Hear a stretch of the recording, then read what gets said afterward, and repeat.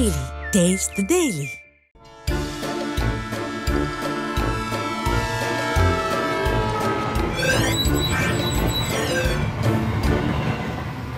மக்கா வணக்கம் டே. ஒரிஜினல் காங்கிரஸுக்கு பினாமி காங்கிரஸுக்கு இடையில சண்டை நடந்துட்டு இருக்கியா? அட நான் சொல்லல, காங்கிரஸ் தொண்டர்களே புலம்புறாங்க. கேஎஸ் அழகிரி, எம்பி ஜோதிமணி, திருச்சி வேலுச்சாமி மாதிரியான காங்கிரஸ் நிர்வாகிகள் காங்கிரஸ் கட்சியை தொடர்ந்து அசிங்கப்படுத்துற திமுகவை வெளுத்து வாங்கிட்டு இருக்காங்க. மல்லாக்கப்படுத்திட்டு எச்சில் துப்புனா முகத்துல வந்து விழுமுன்னு ஐயா ஸ்டாலினுக்கு பாடம் நடத்துறாங்கன்னா பாருங்க.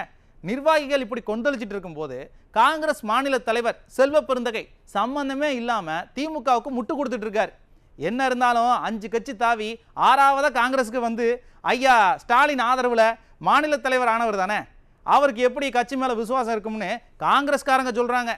செல்வ பெருந்தகை தலைமையில் இருக்கிறது திமுகவோட பினாமி காங்கிரஸ்னு சொல்றாங்க. சரி, அவங்க சண்டை நமக்கு எதுக்கு? நம்ம பொழப்ப பார்ப்போம். போய் குறுஞ்செய்தியை பார்த்துட்டு வாங்கப்பா, விரிவான செய்திகளை சொல்றேன். மக்கா, அடுத்த வருஷம் தேர்தல் வர்றதால பொங்கலுக்கு மக்களை நல்லா வெயிட்டா கவனிக்க திட்டம் போடுதான் ஸ்டாலின் கவர்மெண்ட். வெயிட்டானா எப்படி?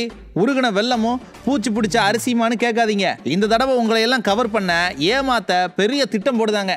அதுக்காக 10,000 கோடி கடன் வாங்க திட்டம் போட்டிருக்காங்களாம். ஐயா ஸ்டாலின் பெரிய தாராள பிரபுன்னு விளம்பரம் பண்ணிக்க நம்ம தலையில கடனை ஏற்றி விட்டு போயிடுவார் போல.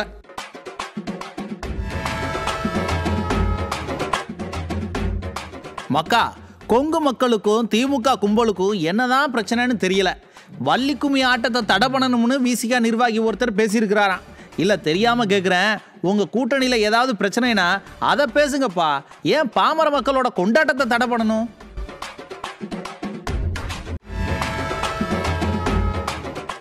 நெல்லை மாவட்டத்தில் மீண்டும் ஒரு மாணவனுக்கு அரிவாள் வெட்டு விழுந்திருக்கு. ஒரு மாணவன் பள்ளிக்கூடத்துக்கு குட்காவோட வந்திருக்கிறாரு. அதை இன்னொரு மாணவர் டீச்சர்கிட்ட சொல்லியிருக்கிறாரு. இது பெரிய தகராறாகி அரிவாளால வெட்டியிருக்காங்க. ரேவந்த் ரெட்டியை கூட்டியாந்து கல்வி விழா நடத்துகிற ஸ்டாலின் சார், இந்த செய்தியை அப்படியே விழா மேடையில வாசிங்க. உங்க ஆட்சியில் கல்வி எப்படி இருக்குன்னு தெளிவாக தெரிஞ்சிடும். குறுஞ்செய்திகளை பார்த்துட்டோம், வாங்க விரிவான செய்திகளையும் பார்த்துடுவோம். ஐயா ஸ்டாலின் தமிழ்நாடு வளர்ந்துருச்சுன்னு எவ்வளவோ பேசி பார்த்தாரு. மக்கள் நம்பலை. அதிகாரிகளை வச்சு பேசி பார்த்தாரு. அப்பையும் மக்கள் நம்பலை. இப்போ வர வழி தெரியாமல் தெலுங்கானா முதல்வரை கூட்டியாந்து விழா நடத்தி நம்ம வரிப்பணத்தை வீணடிக்கிறார். தமிழ்நாடு கல்வியில் வளர்ந்துருச்சான். உண்மைதான் சார். அதுக்கும் உங்களுக்கும் என்ன சம்பந்தம்?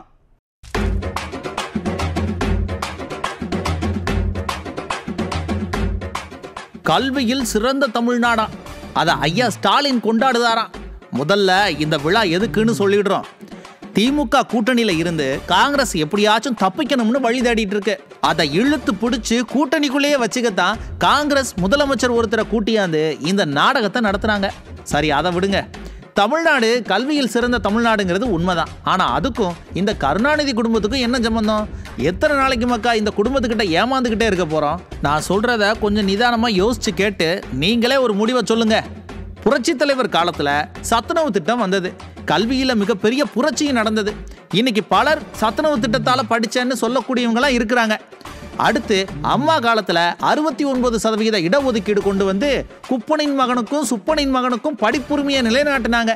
பெண் குழந்தைகளுக்கு சைக்கிள், இலவச சீருடை, பேக்கு, செருப்பு, +2 படிக்க வந்தால் லேப்டாப்பு, காலேஜ் படிக்க போனால் தாலிக்கு தங்கம்னு அள்ளி அள்ளி கொடுத்தாங்க.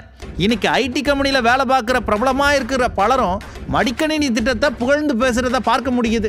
கடைசியாக நம்ம ஐயா எடப்பாடி கே பழனிசாமி அவர்கள் ஆட்சியில் இருந்தப்ப நீட் பிரச்சனை பெரிய பிரச்சனையாக இருந்தது. ஐயா என்ன பண்ணாரு? அரசு பள்ளி மாணவர்களுக்கு 7.5% உள் ஒதுக்கீடு கொடுத்தாரு. அதோட ரிசல்ட் என்னன்னு தெரியுமால? 2015 நீட் வரதுக்கு முன்னாடி வெறும் 38 அரசு பள்ளி மாணவர்கள் தான் மருத்துவம் படித்தாங்க. 2016 36 பேர், 2017 வெறும் 34 பேர் தான். ஐயா இந்த உள் ஒதுக்கீட்டை கொடுத்த பிறகு 2021 435 பேர், 2022 555 பேர், 2023 584 பேர், 2024 625 பேர் அரசு பள்ளி மாணவர்கள் இன்னைக்கு மருத்துவம் படிக்கிறாங்க. 30 பேருக்கு கூட கிடைக்காத இந்த வாய்ப்பு இன்னைக்கு வருஷா வருஷம் 600 பேருக்கு கிடைக்குது. ஒவ்வொரு வருஷமும் டீக்கடை மாஸ்டர் மகள் டாக்டர் ஆகிறார், செங்கல் சூளையில் வேலை பார்க்கும் ஏழை தாயின் மகள் டாக்டர் ஆகிறாள்னு செய்தியை பார்க்குறோமே. இந்த புரட்சியை செய்தவர் ஐயா எடப்பாடி கே பழனிசாமி. இந்த மாதிரி ஸ்டாலினோ இல்ல அவருக்கு அரசியல் அடையாளம் கொடுத்த அவரோட அப்பா கருணாநிதியோ எதையாவது செஞ்சிருக்காங்களா? இவங்க ஆட்சிக்கு வந்து செஞ்ச சாதனை என்ன? தினம் தினம் போக்சோ கேஸ், மாணவியிடம் அத்துமீறிய ஆசிரியர், 15 வயது மாணவி கர்ப்பம், 16 வயது மாணவன் போக்சோவில் பிடிபட்டான்னு நியூஸ் வர வச்சதுதான் இந்த கும்பலோட சாதனை. ஐயா ஸ்டாலின் இன்னைக்கு கொண்டாட்டத்தில் இருக்கிறாரு. இன்னைக்கு நெல்லையில ஒரு மாணவன் இன்னொரு மாணவனை அறிவாளால வெட்டியிருக்கான். ஏன் தெரியுமா? ஒரு மாணவன் பள்ளிக்கூடத்துக்கு குட்கா கொண்டு வந்தானா, அதை சக மாணவர் டீச்சர் கிட்ட சொல்லிட்டானா. அதுல கடுப்பாகி என்னையவா டீச்சர் கிட்ட சொல்றேன்னு வெட்டி இருக்காங்க.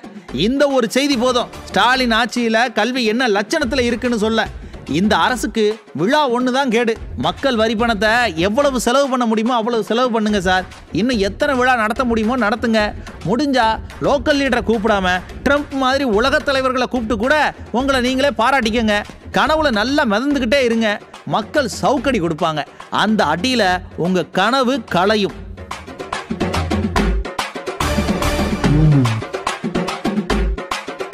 மக்கா, இனி யாராச்சும் அமைச்சராகிறதுக்கு அண்ணன் உதயநிதிக்கு என்ன தகுதி இருக்குன்னு கேட்டிங்கன்னா எனக்கு கெட்ட கோபம் வந்துடும் சொல்லிவிட்டேன். இனி யாரும் அந்த கேள்வியை கேட்கக்கூடாது. ஆமாம், ஐயா ஸ்டாலின் ஒன்றும் விவரம் இல்லாமல் அண்ணன் உதயநிதியை விளையாட்டுத்துறை அமைச்சராக்கலை. அண்ணன் நல்லா ஓடுவாராட்டிருக்கு. நல்ல ஒரு ஓட்டப்பந்தய வீரர் தான் விளையாட்டுத்துறை அமைச்சர் ஆக்கியிருக்கிறாரு. செய்தியாளர்கள் கேள்வி கேட்ட உடனே என்ன ஓட்டம் ஓடுதாரு, உசேன் போல்ட்லாம் வேஸ்ட்டுப்பா.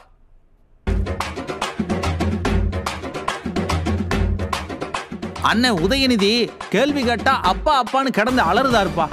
விருதுநகர்ல வெளிநாட்டு முதலீடெல்லாம் உண்மையா இல்லையான்னு செய்தியாளர்கள் ஒரே ஒரு கேள்விதான்ப்பா கேட்டாங்க. அதுக்கு எடுத்தாரு பாருங்க ஓட்டம். வெளிநாடு முதலீடு தொடர்பாக வெள்ளை அறிக்கை வெளியிடணும். வெளிநாடு முதலீடு தொடர்பாக வெள்ளை அறிக்கை வெளியிடணும். வெளிநாடு முதலீடு தொடர்பாக வெள்ளை அறிக்கை வெளியிடணும். வெளிநாடு முதலீடு தொடர்பாக வெள்ளை அறிக்கை வெளியிடணும். இதை விட மதுரையில மாநகராட்சி வரி முறைகேடு பத்தி கேட்டப்ப பெருசா பதில் சொல்ற மாதிரி ஆக்டிங் கொடுத்துட்டு அப்பாட்ட கேளுங்க அப்படின்னு சொல்லி எஸ்கேப் ஆகுறாரு. மேயர் மீது என்ன நடவடிக்கை எடுத்திருக்கீங்க சார்? முதலமைச்சர் அவர்கள் மேயர் மீது என்ன நடவடிக்கை எடுத்திருக்கீங்க சார்? முதலமைச்சர் அவர்கள் மேயர் மீது என்ன நடவடிக்கை எடுத்திருக்கீங்க சார்? முதலமைச்சர் அவர்கள் அப்பாட்ட கேளுங்கன்னு சொல்லத்தான் நீங்க துணை முதலமைச்சரா இருக்கீங்களா? சரி, உங்க அப்பா கிட்ட கேட்டா மட்டும் அவர் சொல்லிடுவாரா? அவரே எழுதி கொடுத்த கேள்விக்கு எழுதி கொடுத்த பதில சொல்ல முடியாம பாவம் திணறிட்டு இருக்கிறார். ஆனா அதை நான் சொல்லல சார், மக்கள் சொல்றாங்க. அப்படிப்பட்டவர் எப்படி பதில் சொல்லுவாரு? இதான் இன்னாரோட மகன் இந்த குடும்பம்னு பார்த்து ஓட்டு போட்டா இப்படித்தான் இருக்கும். மன்னராட்சிக்கு முடிவு கட்ட வேண்டிய நேரம் வந்துட்டுப்பா. எல்லாரும் ரெடியா இருங்க. அடப்பாவமே, யாரு கண்ணு பட்டுச்சோ தெரியலையே, ஒத்துமையா இருந்தவங்க வீதிக்கு வந்து கொலாயடி சண்டையில் போட்டுக்கிட்டு கிடக்காங்க. அட நம்ம அண்ணன் செந்தில் பாலாஜி பற்றியும் காங்கிரஸ் எம்பி ஜோதிமணி பற்றியும் தான் சொல்கிறேன். காங்கிரஸ் கட்சியை அசிங்கப்படுத்துறீங்களா? சும்மா விட மாட்டேன்னு காங்கிரஸ் எம்பி ஜோதிமணி பொங்கி இருக்கிறாங்க. ஏன் எதுக்குன்னு பார்ப்போம்.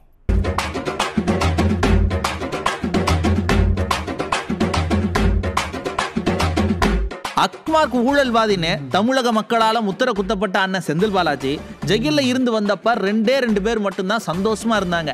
அந்த 2 பேர் பண்ண பெர்ஃபார்மன்ஸை பார்த்து தமிழ்நாடே கைகொட்டி சிரிச்சது. ஒருத்தர் நம்ம ஐயா ஸ்டாலின் ஊழல் கேஸ்ல உள்ள போயிட்டு வந்தவரை தியாகின்னு பேசி மக்களுக்கு நெஞ்சு வலி வர வச்சிட்டாரு. இன்னொருத்தர் காங்கிரஸ் எம்பி ஜோதிமணி. அவங்க அண்ணன் செந்தில் பாலாஜியை நலம் விசாரிச்ச வீடியோவை பார்த்த மக்கள் எவ்வளவு ஒத்துமையா இருக்காங்கன்னு ஆச்சரியப்பட்டு போயிட்டாங்க.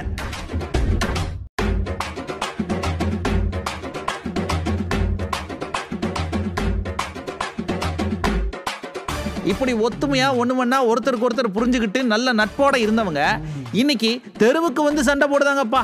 கரூர் காங்கிரஸ் மகளிர் அணி நிர்வாகியா அண்ணன் செந்தில் பாலாஜி திமுகவில் சேர்த்திருக்கிறாரு. சேர்த்ததோட நிறுத்தி இருந்தாலும் பரவாயில்ல, ஐயா ஸ்டாலினோட தலைமை தான் சரியான தலைமைன்னு முடிவு பண்ணி காங்கிரஸ் நிர்வாகி திமுகவில் சேர்ந்திருக்கிறதா ஒரு போஸ்ட் ஒன்று போட்டு விட்டாரு. ஐயா ஸ்டாலினோட தலைமை தான் சரியான தலைமைன்னா அப்போ எங்கள் அண்ணன் ராகுல் காந்தி என்ன தலைமைக்கு லாய்க்கு இல்லாதவரா?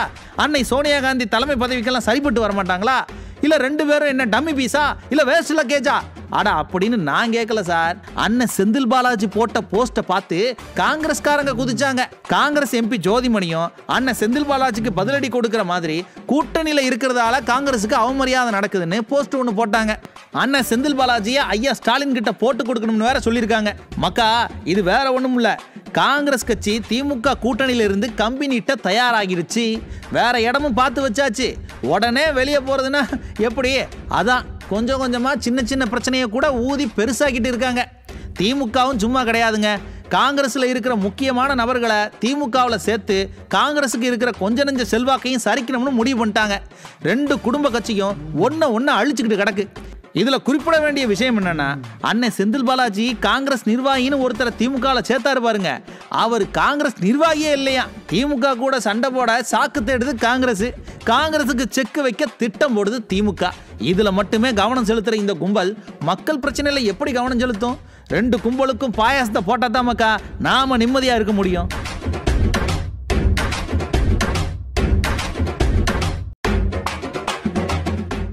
அப்புறம் மக்களே, சொல்ல மறந்துட்டேன், அண்ணன் செல்வ பெருந்தகை தேர்தலுக்கு முன்பாக மாற்றப்படலாம்னு தகவல் வருது. முன்னாடியே சொன்ன மாதிரி கூட்டணி தாவ தயாராயிட்டாங்க. அதனால தான் ஆட்சியில் பங்கு அப்படின்னு பேச ஆரம்பிச்சிருக்காங்க. கண்டிப்பாக திமுக விசுவாசியாக இருக்கிற அண்ணன் செல்வ பெருந்தகை இதை ஏற்றுக்க மாட்டார். வேறு வழி என்ன, அவரை மாற்றுறது தான். அவரை மாற்றினா அவர் என்ன பண்ணுவார்? வேற என்ன, 7வது கட்சியாக ஆதரவாளரோட கூட்டிகிட்டு திமுகவில் போய் சேர்ந்தாலும் சேர்ந்துருவார். இப்போவும் முதலாளி திமுக தான். எப்பா, இதெல்லாம் நான் சொல்லலப்பா, அரசியல் விமர்சகர்கள் சொல்கிறாங்க. இந்த கூட்டணியில் இவ்வளவு குழப்பங்கள் நடந்துகிட்டு இருக்கு. எந்த ஊடகமாவது இதை பேசுதா? எப்போ தான் பேசுவாங்கன்னு காத்திருந்து பார்ப்போம். இல்லை பேசாமலே எஸ்கேப்பும் ஆயிட முடியாது. சரி மக்களே, இன்னைக்கு நிகழ்ச்சி இதோட முடிஞ்சது. நாளைக்கு மறுபடியும் சந்திப்போம். நன்றி, வணக்கம்.